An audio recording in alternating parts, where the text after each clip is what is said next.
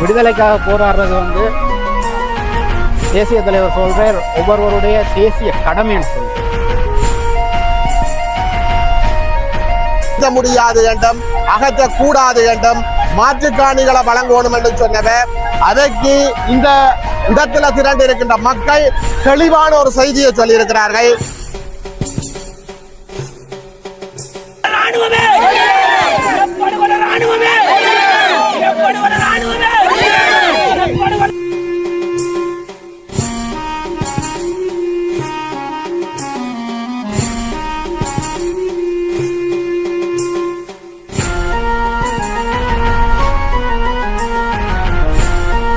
வணக்கம் கவின் ஸ்குவாட், நான் தான் கவின். இன்றைக்கு எங்க நிக்கிறீங்கன்னு கேட்டீங்கடா, வழிவடக்கு தையிட்டின்ற இடத்துல தான் நிக்கிறேன். என்னத்துக்கு கவின் அங்க போனீங்கன்னு கேட்டீங்கடா, இன்றைக்கு வந்து தையிட்டின்ற இடத்துல வந்து ராணுவம் வந்து மக்களோட காணியை வந்து சட்டபூர்வமா இல்லாம அபகரித்து அந்த இடத்துல வந்து பொருத்தமே இல்லாத மாதிரி ஒரு விகாரை ஒன்று கட்டியிருக்கிறாங்க. தமிழ் மக்கள் செறிந்து நிறைய பேர் வாழ்ற இந்த இடத்துல வந்து விகாரை வந்து தேவையா? அதுவும் வந்து எங்களோட சொந்த உரிமைப்படுத்தப்பட்ட காணியில வந்து இந்த விகாரை கட்டுவதற்கு யாரோட அனுமதி பெற்ற நீங்க? எங்களுக்கு வந்து இதுக்கு பதிலீடா வந்து வேற காணி தேவையில்ல, இதுக்கு வந்து காசு தேவையில்ல, எங்கட உரிமை எங்களுக்கு வேணும், எங்கட உரிமை எங்களுக்கு வேணும்ன்றத சொல்லி பொதுமக்கள், சனசமூக நிலையங்கள் மற்றும் அரசியல்வாதிகள், மகளிர் மன்றங்கள் எல்லாம் சேர்ந்து இந்த இடத்துல வந்து ஒரு கவன ஈர்ப்பு போராட்டம் அரசுக்கு எதிராக வந்து ஏற்பாடு செய்து நடந்து கொண்டிருக்குது. இந்த போராட்டத்துல வந்து என்ன மாதிரி விஷயங்கள் நடக்குது, என்னத்த பொதுமக்கள் என்ன கூறுறாங்க என்று சொல்லிதான் உங்களுக்கு நான் காட்டியிருக்கிறேன். இதே மாதிரி நிறைய வீடியோ பார்க்கணும்னா நம்ம சேனலுக்கு யாரும் புதுசா இருந்தீங்கன்னா நம்ம சேனலை மறக்காம சப்ஸ்கிரைப் பண்ணுங்க, லைக் பண்ணுங்க. சரி வாங்க வீடியோக்குள்ள போலாம். இந்த உடம்பு தான் நமக்கு இருக்க ஒரே ஆயுதம். இது உலகத்துக்கே தெரியப்படுத்துவோம். நாம கேட்கறது உரிமை, பிச்சை இல்ல, ஒத்த கோரிக்கை. அதுக்கு கெத்தா நிற்போம். நிலம் நம்ம மட்டும்தான், கத்தி சொல்லுவோம். நிலம் எங்கள் உரிமை.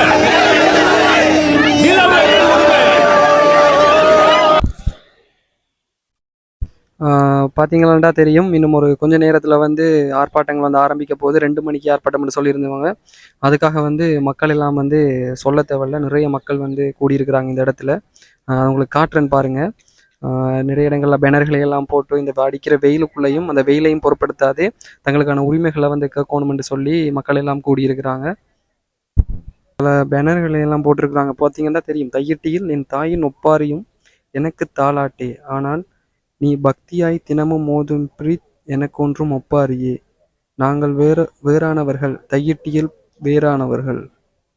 அதாவது வந்து என்ன சொல்லியிருக்கிறாங்கன்றா, தையிட்டியில் அதாவது வந்து தையிட்டியில் வந்து தன் தாயின் ஒப்பாரியும் வந்து தாளாட்டு தானா, ஆனால் நீங்கள் அந்த பக்தியாக ஓதுற அந்த விஷயம் கூடி எனக்கு ஒப்பாரி மாதிரி தான் இருக்குது. நாங்கள் வந்து வேறானவர்கள், அதாவது வந்து நாங்கள் வேறுபட்டு நாங்கள், ஆனால் தையிட்டியில் வந்து வேறு ஒன்று இருக்கிறோம்ன்றதுக்கான ஒரு பேனர் வந்து போட்டிருக்கிறாங்க.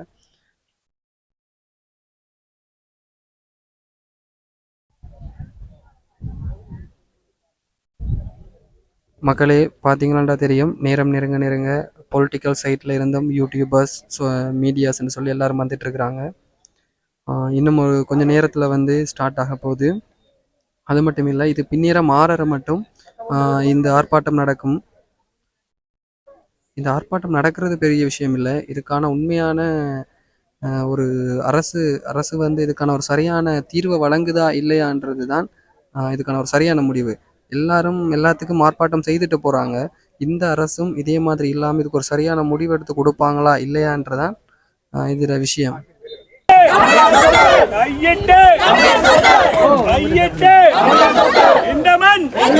வேண்டாம்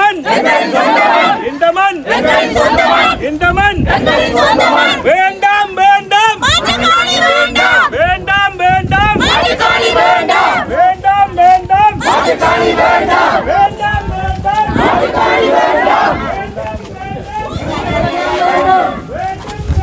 பூர்வீக நிலம் வேண்டும், பூர்வீக நிலம் வேண்டும், பூர்வீக நிலம் வேண்டும்.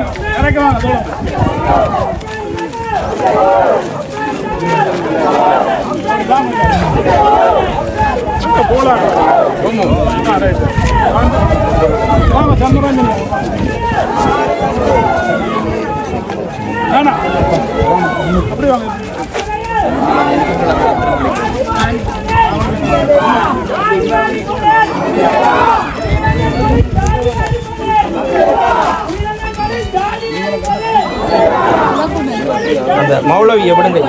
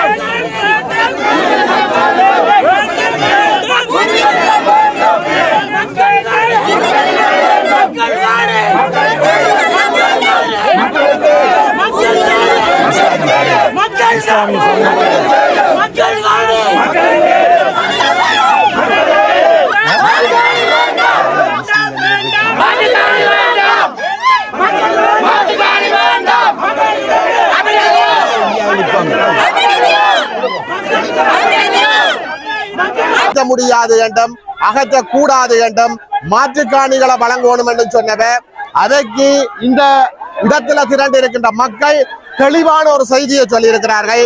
மக்கள் சொல்ற செய்தி தெளிவானது. இந்த மண் எங்கட சொந்த மண், இந்த காணி எங்கட காணி, சட்டவிரோதமான விகாரை அகற்றப்பட வேண்டும். இதுல ஒரு வரவேற்கத்தக்க விடயம் என்னவென்றால், தமிழ் மக்களினுடைய போராட்டத்துக்கு ஆதரவு தெரிவித்து யாழ்ப்பாண முஸ்லிம்களும் ஒரு அறிக்கையை விட்டிருக்கிறார்கள். அதை நாங்கள் வரவேற்கிறோம். அவர்களுக்கு எங்களுடைய மனமார்ந்த நன்றிகளை தெரிவிக்கிறோம். தமிழர்களும் முஸ்லிம்களும் இணைந்து எங்களுடைய உரிமைக்காக போராட வேண்டிய ஒரு காலம் வந்திருப்பதாக உணர்கிறோம். மீண்டும் சொல்லுகிறோம், இந்த விகாரை அகற்றப்படுகின்ற வரை எங்களுடைய போராட்டம் ஓய போவது கிடையாது. நன்றி. யார் வச்சது ஓ சட்டமடா, இங்க வாழ்வென்பது சாவென்பது நிலம் மட்டுமடா. யார் வச்சது ஓ சட்டமடா, இங்க வாழ்வென்பது சாவென்பது நிலம். விடுதலை என்றது விலை பேசி தீர்மானித்துக் கொள்ள விற்பனை பொருள் அல்ல. போயிட்டு சந்தையில போயிட்டு பேரம் பேசி வாங்கி கொள்ற வாரத்துக்கு அது ஒவ்வொரு தேசிய இனத்தினுடைய ஆன்மா. எங்கட தேசிய இனத்தினுடைய ஆன்மா மட்டும் இல்ல, உலக தேசிய இனத்தினுடைய ஆன்மா விடுதலை என்பது. விடுதலைக்காக போராடுறது தேசிய தலைவர் சொல்றார், ஒவ்வொருவருடைய தேசிய கடமைன்னு சொல்லி. இப்ப வீட்டுல 4 மூளைக்குள்ள இருந்து வீரவசனம் பேசுறார்கள். ஒரு முறை எங்கட இனத்தின் விடுதலைக்காக குரல் கொடுக்கணும்னு சொல்லி நாங்க கேட்டுக்கொள்றோம். இங்க விகார உடைக்கப்படுமா இல்லையான்றது பலர கதை. எங்களுக்கு அதை நாங்க மெயின் பண்ணல. இன்னொரு விகார கட்டப்படக்கூடாதுக்காண்டி தான் நாங்க இதுல போராடி கொண்டிருக்கோம். இப்ப கையெட்டியில மட்டும் இல்ல, திருவோணமலையில இப்ப நீங்க பாத்தீங்கன்னு சொன்னா பெரிய உள்ள விகாரம் திருவோணமலையில பாத்தீங்கன்னு சொன்னால் பஸ் ஸ்டாண்டுக்கு முன்னால இப்படியான நிறைய இடங்கள்ல விகாரைகளை அமைக்கிறதுக்கு தயாராக இருக்கிறார்கள். நாங்கள் உங்கள்கிட்ட கேட்கிறோம் 100 ஏக்கர் விகார 100 ஏக்கர் காணி விகார கட்டுறதுக்கு 100 ஏக்கர் காணி தேவையில்லை. இதுல வீட்டுல இருந்து கதைக்கிறவங்க கொஞ்சம் புரிஞ்சு கொள்ளணும். என்னன்னு சொன்னா 100 ஏக்கர் காணி என்னத்துக்கு? இன்னொரு சிங்கள குடியேற்றத்தை இவங்க இங்க கொண்டு வரதுக்கு. இப்ப 20 ஏக்கர் காணி கேட்கிறாங்க. 20 ஏக்கர் காணியில என்னத்துக்கு? 20 ஏக்கர் காணியில தமிழர் பிரதேசங்கள்ல சிங்கள குடியேற்றத்தை கொண்டு வரதுக்காண்டி தான் இவங்க இந்த 20 ஏக்கர் காணியிலையும் கேட்டுக்கொண்டுறாங்க. நாங்கள் விகாரை உடைக்கிறதுக்கு இந்த இடத்துல வரல. இது சட்டவிரோத விகாரை. இலங்கையின் அரசியலமைப்புல அரசியல் சட்டத்தின்படி இது சட்டத்துக்கு புறம்பாக கட்டப்பட்ட விகாரையை இந்த இடத்துல இருந்து அகற்றி இந்த மக்களுடைய காணியை மக்களுக்கு திருப்பி கொடுக்கணும்னு சொல்லித்தான் நாங்கள் இந்த இடத்துல இருந்து கேட்டுக்கொள்றோம். தேசிய தலைவர் சொன்ன மாதிரி நாங்கள் துணிந்து போராடுவோம். சத்தியம் நமக்கு சாட்சியாகவும் வரலாறு நமக்கு வழிகாட்டியா இருக்கும். மக்கள் எல்லாரும் தொடர்ந்து போராடணும் என்றும் இந்த மக்களோட போராட்டத்துக்கு எல்லாரும் அரசியல் கட்சிகள் சார்பற்று எல்லாரும் போராட்டத்துல கலந்து கொள்ளணும்னு சொல்லி கேட்டுக்கொள்றோம். கையிட்டி சட்டவிரோத கட்டுமானத்துக்கு எதிராக இன்றைய தினம் பெரிய அளவிலான ஒரு போராட்டம் அனைத்து தமிழ் தரப்புகளாலும் சிவில் அமைப்புகளாலும் காணி உரிமையாளர்களின் வேண்டுகோளுக்கு நாங்க இந்த போராட்டம் பெரிய அளவில் நடைபெற்றுக் கொண்டிருக்கின்றது. எமது இந்த மண்ணில் இந்த சட்டவிரோத கட்டிடம் எங்களுடைய மக்களுடைய நிலைப்பாடாக இருப்பது சட்டவிரோத கட்டிடம் அகற்றப்பட வேண்டும் என்பதுதான். சட்டவிரோதமாக கட்டப்பட்டால் நிச்சயமாக அகற்றப்பட வேண்டும். தெற்கிலே காட்டப்படுகின்ற அந்த நீதி ஒரு சட்டவிரோத கட்டிடம் எப்படி அகற்றப்படுமோ அது போல இது ஒரு ஒரு பௌத்த ஆலயமாக கருதாமல் இது ஒரு சட்டவிரோதமாக கட்டடமாக கருதப்பட்டு தெற்கிலே எப்படி நீதி நடைமுறைப்படுத்தப்படுகின்றதோ அது போல இங்கும் இந்த நீதி நடைமுறைப்படுத்தப்பட வேண்டும். இந்த காணி உரிமையாளர்களுக்கு அவர்களுடைய சொந்த காணிகள் வழங்கப்பட வேண்டும். இதுதான் தமிழ் மக்களுடைய கோட்பாடு. நாங்கள் சிங்கள மக்களுக்கு எதிராக இந்த போராட்டத்தை முன்னெடுக்கவில்லை. இது எங்களுடைய இந்த சட்ட ஆட்சி என்று சொல்லப்படுகின்ற இந்த நீதிமன்ற தீர்ப்புக்கு நீதிமன்றத்தினுடைய அந்த கோரிக்கைகளுக்கு அமைவாக இந்த கட்டடம் சட்டவிரோதமாக எந்தவித அனுமதிகளும் பெறாமல் மாவட்ட அபிவிருத்தி குழு கூட்டங்கள் எடுக்கப்பட்ட தீர்மானங்களுக்கு எதிராக இராணுவத்தினால் கட்டப்பட்டது. சாதாரண சிங்கள மக்களால் கட்டப்பட்டிருந்தால் கூடி நாங்கள் ஒரு பரிசீலனை செய்யலாம். ஆனால் இது இராணுவத்தினால் வேண்டுமென்றே இந்த மக்களுடைய காணிகள் அடாத்தாக பிடிக்கப்பட்டு உயர் பாதுகாப்பு நிலையத்துக்குள் கட்டப்பட்டிருக்கின்றது. இந்த கட்டடம் அகற்றும் வரை எங்களுடைய போராட்டம் தொடரும். நாங்கள் இந்த புது அரசாங்கத்திடம் ஒரு கோரிக்கை முன்வைக்கின்றோம். இவர்கள் ஆட்சிக்கு வரும்போது இந்த நாடு இலங்கையர், நாங்கள் எல்லாரும் இலங்கையர், ஒற்றுமையாக இருக்க வேண்டும், சிங்களவர் தமிழர் என்ற பேதம் இல்லை என்றெல்லாம் பொய்யான வாக்குறுதிகளை வழங்கி தமிழ் மக்களுடைய வாக்குகளையும் சூட்சமமாக பெற்ற இந்த நாடாளுமன்ற உறுப்பினர்கள், வடகிழக்கில் இருக்கின்ற NPP JVP அரசாங்கத்துடைய நாடாளுமன்ற உறுப்பினர்கள் வெட்கப்பட வேண்டும். இன்றைக்கு இந்த மக்களுடைய நிலைப்பாடு நான் நினைக்கிறேன் அவர்கள் பார்த்திருப்பார்கள். இந்த உண்மையிலேயே அனுரகுமார திசாநாயகர் சொல்றது போல ஒரு சமண ஆட்சியை செய்வதாக இருந்தால், ஒரு நீதியை நடைமுறைப்படுத்துவதாக இருந்தால், அவருடைய அக்ராசன உரையிலும் சொல்லி இருந்தவர் இந்த நாட்டில் சட்ட ஆட்சி நடைமுறைப்படுத்தப்படும், சட்டம் நடைமுறைப்படுத்தப்படுவதாக இருந்தால் இந்த விகாரை அகற்றப்பட வேண்டும். இதுதான் எங்களுடைய தமிழ் மக்களுடைய கோரிக்கை. காணி உரிமையாளர்கள் தொடர்பாக போலியான கருத்துக்கள் வெளியில் விதைக்கப்படுகின்றது. உண்மைய நிலைப்பாடு இன்றைய போராட்டத்துக்கு வந்திருந்தால் நிச்சயமாக விளங்கும். இங்க முழு காணி உரிமையாளர்கள் இருக்கிறார்கள். அவர்களுடைய மிக தெளிவான நிலைப்பாடு, தங்களுடைய காணி தமக்கு வழங்கப்பட வேண்டும். எந்த விதமான மாற்று காணியோ நஷ்ட ஈடுகளுக்கோ இடமில்லை, காணி வழங்கப்பட வேண்டும் என்றுதான் அவர்களுடைய நிலைப்பாடாக இருக்கின்றது. இந்த சட்டவிரோத விகாரை இடித்து அகற்றப்பட வேண்டும் என்பதுதான் எங்களுடைய நிலைப்பாடு.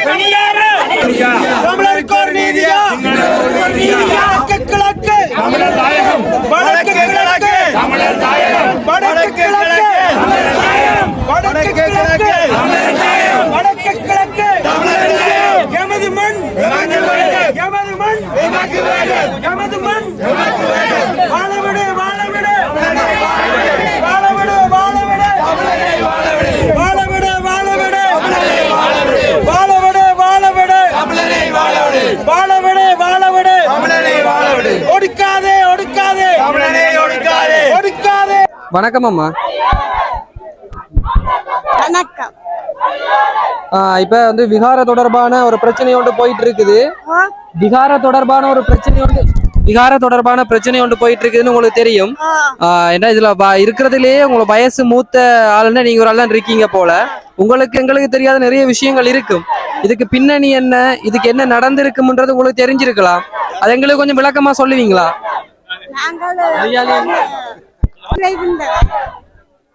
வெளியில இருந்தது அதுக்கு தற்காலம் காணிய வேண்ட காணி. அப்ப அக்கா சொல்லிச்சுனா விகார கட்டுற காய்ச்சப்படுத்தினம் சங்கட காணிக்க விகாரத்துக்கு அடிக்கல் நாட்டி சேர்ந்து இஞ்சாத கொண்டு வந்து மறைச்சு விகாரைய கட்டினவன். இப்ப நாங்கள் இடங்கள்லாம் இந்த 18வது வீட்டுல நாங்கள் இருக்கிறோம். சண்டையும் ஜல்லும் பிடிச்சு கொண்டு இருக்கிறோம். அப்ப எங்களுக்கு எங்களோட காணிதான் வேண்டும். உங்களுக்கு மாற்று காணிகள் வேணாம், எங்கட காணிகள் தான் வேணும். மாற்று காணியும் வேண்டாம், வேண்டாம் காசும் வேண்டாம்.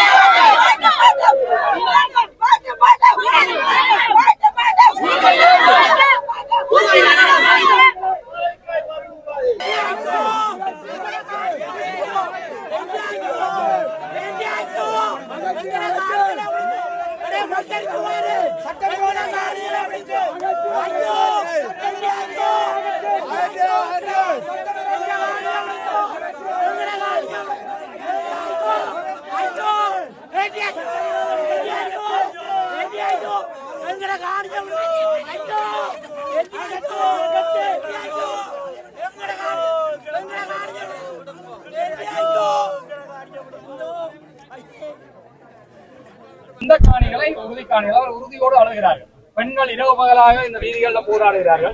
ஆகவே அது மிக ஆபத்தான ஒரு கவலைக்குரிய விடயமாக இருக்கிறது. பல அந்த உறுதியோடு அவர்கள் எல்லா ஆவணங்களையும் வைத்திருக்கிறார்கள். இதுதான் உண்மையான விஷயம். அப்ப இந்த உண்மை வெளியில வர வேண்டும். மற்ற ராணுவ தளபதிகள் விகாரை அமைக்கிறது என்றால் நான் நினைக்கிறேன் 2500 ஏக்கர் காணி கையகப்படுத்தப்பட்டிருக்கிறது. ஒவ்வொரு ராணுவ தளபதியும் தங்களுக்கு விரும்பின மாதிரி விகாரை அமைக்க இங்க விடையலாது. அவருடைய வேலைகளை அவர்கள் பார்க்க வேணும். ஒரு ராணுவ தளபதிக்கு விகாரை அமைப்பது அவற்ற வேலை இல்லை, அல்லது ஒரு ராணுவ தளபதிக்கு விவசாயம் செய்கிறது அவற்ற வேலை இல்லை. இன்றைக்கு நாங்கள் பார்த்தோம் என்றால் இந்த வழிவடக்கில் இருக்கிற ஏராளமான காணிகள்ல சிவில் பாதுகாப்பு திணைக்களம் என்ற பேரில விவசாய நடவடிக்கை, விகாரை அமைத்தல், மற்ற பாதுகாப்பு, பொய்யான ஒரு கருத்தை சொல்லுவார். பாதுகாப்பு அங்க என்ன பாதுகாப்புன்னா உள்ளுக்கு ஒரு விஷயமும் இல்லை. சுத்தி அந்த 2500 ஏக்கரையும் சுத்தி தாவரங்கள் எங்கெங்கோ தான் ஒரு சில ராணுவத்தினே இருக்கணும். அப்ப பாதுகாப்பு என்ற போர்வையில எங்களுடைய காணிகளை கையகப்படுத்தி வைக்கிறது. இப்பொழுது எங்களுக்கு ஒரு எண்ணம் வருகிறது, எங்களுடைய கிராமங்களிலும் இவ்வாறான சட்டவிரோதமான கட்டுமானங்களை அவர்கள் கட்டி இருக்கிறார்கள், வைத்திருக்கிறார்கள். அதற்கான முயற்சிகளை எடுக்கிறார்கள். இது இங்கே நாங்கள் கதைக்கவில்லை என்றால் நாளை அங்கே கட்டிய பின்பு நாங்கள் கதைத்து பிரயோசனம் இல்லை. நாங்கள் உண்மையா வந்ததின் நோக்கம் அதுதான். அவர்கள் வழிபடுவதற்கு அவர்கள் சிலைகளை வைக்கலாம், வழிபடலாம். ஆனால் எங்களுடைய உறுதி காணிகள்ல அவர்கள் விவசாயம் செய்யவோ அல்லது சட்டவிரோதமான இவ்வாறான கட்டடங்களை கட்டுவதையோ நாங்கள் ஒருபோதும் அனுமதிக்க முடியாது. இது இங்க நடக்கிறது. இவர்களுக்கு நாங்கள் எல்லோரும் ஒதுங்கி இருக்கிறோம். இது அனைவருக்குமே வரப்போகிற ஒரு இதாகத்தான் நாங்கள் கருத வேண்டிய தேவை இருக்கிறது. ஏனென்றால் இந்த வழிவடக்கில் இருக்கிற ஏராளமான காணியை இன்னும் அவர்கள் விடாமல் மிக கவனமாக அதை சுவீகரிக்கிறதுக்கு இவர்கள் அந்த நடவடிக்கைகளை எடுத்துக்கொண்டிருக்கிறார்கள். நாங்கள் அன்னைக்கு ஆளுநரோட கதைச்சு சந்திச்சு தெளிவாக சொல்லியிருக்கிறோம். விமான நிலையத்தில் 2400 மீட்டர் நீளமான ஓடுபாதை இருக்கு. ஓடுபாதையை விஸ்தரிக்கிறார்கள், காணி சுவீகரிக்க தேவையில்லை. அந்த மண்ணில பிறக்காத பிள்ளைகளும் அந்த வயது போனவர்களும் இனி இந்த மண்ணுக்கு நாங்கள் போய் என்ன செய்ய போறோம், ஏதோ கிடைக்கிறத கொஞ்சமாவது பெற்றுக்கொள்வோம் என்ற எண்ணம் இருக்கிறது. நாங்கள் அவர்களுக்கு தெளிவாக சொல்லியிருக்கிறோம், நாங்கள் இந்த காணிகளை சுவீகரிக்க விட மாட்டோம். நாளை இதே நிலைமை எங்களுடைய கிராமங்களுக்கும் வரப்போகிறது. தவறான நான் ஒரு விஷயத்தை கேட்கிறோம். ஓகே, தவறான ஒரு நடவடிக்கைகளை செய்கிறார்கள், வரலாறுகளை புனைய முற்படுகிறார்கள். தேவநம்பியதீசன் காலத்திலிருந்து இங்கு விகாரம் இருந்தது. இது தவறான, இது ஆபத்தான ஒரு நிலைமை. இனங்களுக்கு இடையிலே ஒருபோதும் இவர்கள் என்ன இன முரண்பாட்டை தீர்க்க முடியாது, இன ஒற்றுமையை ஏற்படுத்த முடியாது. இன்னும் இன முரண்பாடுகள் வன்முறைகளாக போய்கொண்டிருக்க போவதே தவிர ஒரு காலமே இந்த பிரச்சனைகள் தீரப்போறதில்லை. ஏனென்றால் இதை நாங்க பார்க்கிற போது இவர்கள் அடாத்தாக இருக்கிறார்கள். இன்னும் நாங்கள் காணியை சுவீகரிப்போம், எவ்வளவு எங்களுடன் உறுதி இருக்கிறது. எங்களுடைய காணிகளை எப்படி அவர்கள் அடாத்தாக சுவீகரிக்க முடியும்? பாதுகாப்பு என்று சொல்லுகிறார்கள், விமான நிலைய விஸ்தரிப்பு என்றார்கள், இப்பொழுது பார்த்தா விகாரை என்று சொல்லுகிறார்கள். ஆகவே ஒட்டுமொத்தமாக இது ஒரு நல்ல அரசாங்கம் வந்திருக்குன்னு சொல்லுகிறார்கள். ஜனாதிபதி ஊழலை ஒழிக்கிற ஒரு ஜனாதிபதி. நான் நினைக்கிறேன் ஜனாதிபதி வாழையைக்கு முன்னால் இருந்த ஒரு சிறிய தெருவை விட்டது மிகப்பெரும் சாதனையாக சொல்லுகிறார்கள். ஆனால் இங்க 764 வசாவளான் சந்தியிலிருந்து மயிலட்டி ஊடாக காங்கேசந்துறை வரை இந்த வீதி இன்னும் முழுமையாக விடுபடவில்லை.